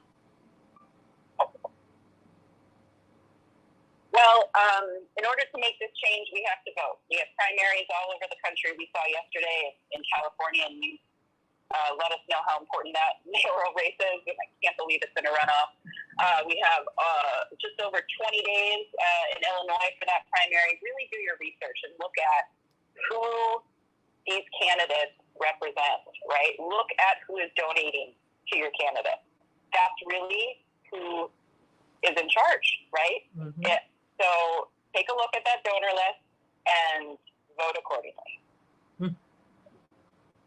And Dwight McKee, 1 minute. I think that we should look at two things. One is, even though it is not feasible to revoke the Second Amendment, we're the only constitution in the world, I think, that has that as a Second Amendment, the right to bear arms. If not, because people say they need to protect themselves, they need to have an allotment of bullets. That each household should have an allotment of bullets, maybe 10 bullets per household. So you have the right to protect yourself when you're being accosted. Mm-hmm. But beyond that, there's no access to bullets for anybody other than the police. Because if you need to protect yourself, chances are you're not going to get robbed no more than 10 times in a year. So 10 bullets should be enough. Otherwise, the only reason you need those bullets is for mischief. We have to rethink our whole paradigm about how this country functions. CK. And we need to take these video games out and these toy guns and get them all out the market, and these violent TV shows and get them all out our spirit. CK, I got a minute before we get on out. I mean, because we don't allow, we don't allow pornography, sexual porn on TV. And we shouldn't have this violence porn poured into our lives either, CK. Last minute belongs to you. Absolutely. I wanted to vote it for people to hear again. Smith and Wesson, Remington out of Massachusetts, out of North Carolina, Remington Outdoor, out of Connecticut, Stern, Ruger and Company, out of New Hampshire, Big Sour, out of Connecticut again, O.F. Rothenberg and Son, out of Massachusetts, Savage Arms, out of Illinois, Springfield Armory, out of Italy, Beretta, out of Brazil, Torrance International, and out of Austria, Glock.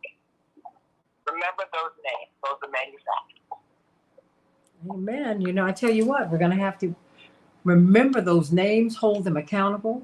I hear talk of lobbyists. Lobbyists, yes. Should they be held to account? Yes. But remember, the buck does not start with them. It goes through them. And it comes from these 10 companies that she named. Okay? That's the deal. That's the deal. We continue to get misled. And we continue to get moved away from the people who are really committing the mischief. You just lost a tremendous prosecutor who had an enlightened view of how people should be prosecuted and how the judicial system is supposed to work, because they want to blame him for homelessness, which did not start in San Francisco. Please, almost everybody in the world would be homeless in San Francisco because it's so expensive. That didn't just start yesterday either. That's corporate driven. When Silicon Valley moved into San Francisco, which was already a wealthy city, it just priced everybody out of Oakland. Everybody. Think about that. Homelessness in California, you got homelessness everywhere because people cannot afford to work a minimum wage job and pay rent in the city in which they work. That's a problem in all 50 states and the territories. That's ridiculous. Lobbyists aren't driving that. Progressive prosecutors aren't driving that. They're not your problem. It's not democracy that's your problem. It's the corporatocracy that we have in its place. Think about that. I hope to see you June 13th at the town hall meeting that Jonathan Jackson is going to be hosting at New Covenant Baptist Church. It's at 77th and Cottage Grove. Please be there, Morning Stars. Everybody, please come on. It's going to be tremendous. Jennifer Bishop Jenkins will be one of the speakers there. And then the Rainbow Push Coalition Convention, June 18th through the 22nd. You do not want to miss it, everybody. Just remember, we got a 50-50 split in the U.S. Senate. But Democrats represent 41 million more people than those 50 Republicans. Think about that. Even though Democrats are in the majority in the House of Representatives, that slim majority that Democrats represent are 4 million more votes than the Republicans. I'm not partisan. I'm just talking about being fair. Think about this. You're already a winner. Act like it. Get registered to vote. I'm Santita Jackson. I love you. Can't wait to be with you tomorrow on the Santita Jackson Show. God bless.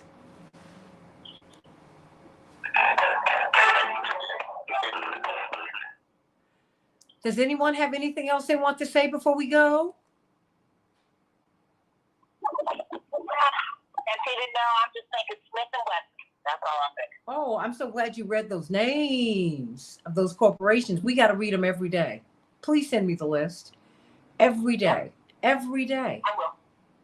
Like I believe in calling the names of the killers, the shooters, right? I'm like, no, I'm not going to protect them. Y'all are protecting them. You're not protecting me. That's the problem. When there's a white supremacist or someone who is angry walking around amongst us, I want to know. These people are not crazy. They've been driven mad by their rage, but they're not crazy.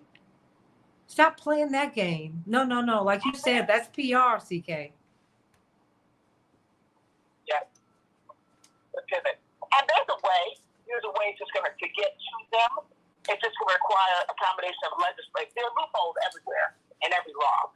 But there's and even when there's immunity, there's always a loophole. But it's going to require some legislative, very, very significant legislative movement to get around it.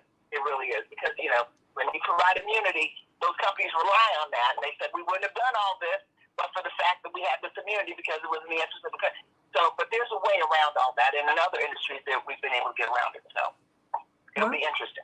Let's get to it. Let's get to it. Aaron, Dwight, Daryl, is anyone still there?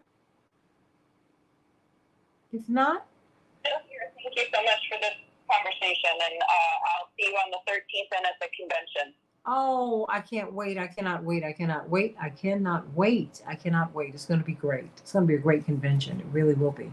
So I love you all. I love you all. Boom. Hope to see you at the New Covenant Missionary Baptist Church on 77th and Cottage Grove at 6 o'clock on Monday night. You need to be there. We need to convene about these things that really govern our lives. We need to start having some serious conversations. We've gotten too caught up in entertainment in the United States. The Real Housewives of this, that, another. No housewife worth her salt has this much time to be this silly. But you just don't have that kind of time. It's just ridiculous. That when you're running a home and people are depending upon you. Please, we call my mother 50 times a day now. And everybody's real grown and got gray hair. But that's what women who run a home do. So, and we're just caught up in a lot of foolishness. In the meantime, the people who are in power are still in power because they mean to be, and they are locking themselves in. You need to have conversations about these gas prices. Why are gas prices being driven through the roof? You can't even drive your car. What is that going to do to the auto industry? People are not going to buy cars. They're not going to need to. Or maybe they don't want us to have cars. I don't know. Maybe they all want us to be on public transportation so no one owns anything, which is not the way you want to go. But we need to be asking, why are the gas prices this high, CK? Absolutely. And thank you. I'm going to have to run. I've got a meeting, but look, thank you to everybody. This is a great conversation, but every day we need to send an end to those 10 companies. Well, absolutely. Because just like everything else, change begins with people recognizing. Mm-hmm. And then we find a solution. All right. Bye-bye, everybody. Love you all. Tomorrow, of course, we're going to be talking about the January 6th hearings, what you need to be looking out for. It's going to be something incredible. And pay attention to it, because that is of great import to us, all of us. I love you, everybody. Can't wait to be with you tomorrow on the Santita Jackson Show. Love you. God bless. Thank you for a great show, Matt. Thank you, sweetie.